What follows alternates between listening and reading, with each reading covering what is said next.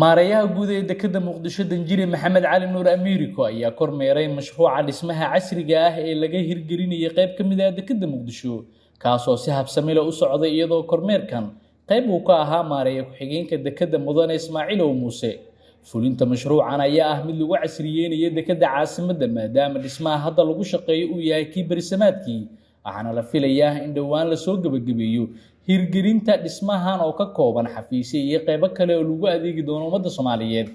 maareeyaha guud ee dekedda Muqdisho Danjire Maxamed Cali Nuur Amiiriko ayaa sheegay in dhismahan cusub uu qayb ka yahay tallaabooyinka lagu xoojinayo horumarinta dekedda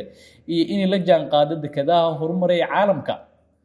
mashruucan casriyeynta ah ayaa ka turjumaya dadaalka ay dowladda federaalka Soomaaliya ku bixinayso kobcinta dhaqaalaha kor u qaadista adeegga dekedda iyo la jaanqaadka baahiyaha ganacsiga ee sii kordhaya